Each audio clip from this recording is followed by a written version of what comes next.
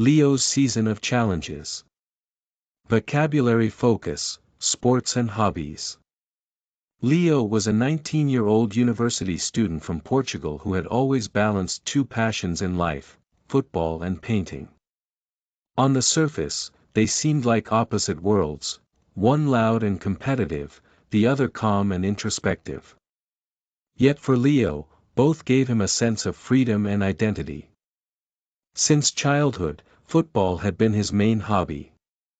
He joined a local club at age 8, trained almost every evening, and dreamed of becoming a professional player. His favorite position was midfielder, where he could control the rhythm of the game. But unlike many of his teammates, Leo had another passion, art. He spent hours in his small bedroom studio sketching and painting landscapes, portraits, and even scenes from his football matches. A difficult balance. At university, things became more complicated. His football coach demanded extra hours of training because the regional championship was approaching. At the same time, Leo's art professor encouraged him to prepare pieces for an exhibition at the university gallery. Suddenly, his hobbies were no longer just hobbies. They became commitments, almost like two jobs competing for his attention. Some days, Leo would leave football practice completely exhausted, his legs aching, but then spend half the night painting because inspiration struck. Other days, he skipped art sessions because he needed to focus on his fitness training and tactical preparation. He felt torn. Do I have to choose between them? He wondered. The championship begins. When the football season officially started, the pressure increased. The first match was against one of the toughest teams in the league. The stadium was packed with students, families, and even scouts looking for new talent. Leo played with determination.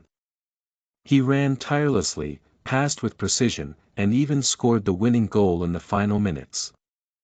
The crowd went wild, and his teammates lifted him in celebration. The crowd went wild, and his teammates lifted him in celebration. That night, however, instead of going out with his friends, Leo stayed home to paint the scene of the match, the stadium lights, the cheering fans, and the moment the ball touched the net.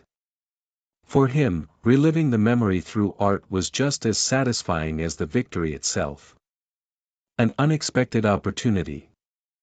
A few days later, Leo's art professor announced that the university gallery would host a special exhibition called Passion and Expression. Each student had to submit a piece representing their deepest interests. Leo saw this as a chance to combine both worlds. He started working on a large canvas that blended elements of football and painting, a football field that transformed into an ocean of colors, players painted as abstract figures, and a ball shining like a sun in the center. But the problem was clear: the exhibition was scheduled for the same week as the championship final. The pressure builds. As the championship progressed, Leo's team kept winning. Each game became more intense, and the coach demanded extra hours of training. "We're so close to the final," the coach reminded them. "Focus, discipline, and sacrifice, that's what we need." At the same time, the art professor kept checking on Leo's progress. The canvas for the exhibition was unfinished, and Leo's classmates were already preparing their final touches. "Remember," the professor said, "art is also about discipline. Passion must be expressed, not delayed." Leo felt trapped.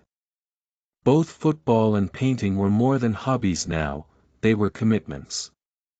And both required his best performance. A moment of doubt. One evening, after a long training session, Leo stared at his unfinished canvas. His arms were sore, his mind tired. He thought about giving up the exhibition. "Maybe I should just focus on football," he told himself. But then he remembered the feeling he had after the first match, how he painted the victory scene and how complete it made him feel. Football gave him adrenaline, but art gave him reflection. Without one, the other felt incomplete. He made a decision: he would finish the painting, no matter what. The final match. The day of the championship final arrived.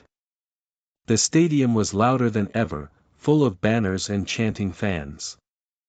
Leo's team was nervous but determined. The game was tough. The rival team scored first, and Leo's teammates began to panic. But in the second half, Leo took control of the midfield.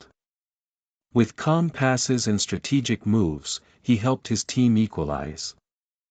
Then, in the last minutes of the game, Leo gave an assist that led to the winning goal. The stadium exploded in celebration. His coach hugged him and shouted, "You're the heart of this team." It was the greatest victory of his football life. The exhibition night. Just 2 days later, the university gallery opened its doors for passion and expression. Students, professors, and visitors filled the space, moving from canvas to canvas. When they reached Leo's painting, many stopped. The mix of football and abstract art fascinated them. Some saw energy, others saw unity, and a few even described it as the spirit of competition captured in colors. His professor smiled proudly. "Leo, you've shown that hobbies are not separate worlds. They can feed each other. Your discipline on the field gave you focus, and your creativity in art gave you vision. A lesson for life." That night, Leo realized something important: he didn't have to choose between football and painting. Sports and hobbies were not enemies, they were partners. One gave him strength, the other gave him perspective.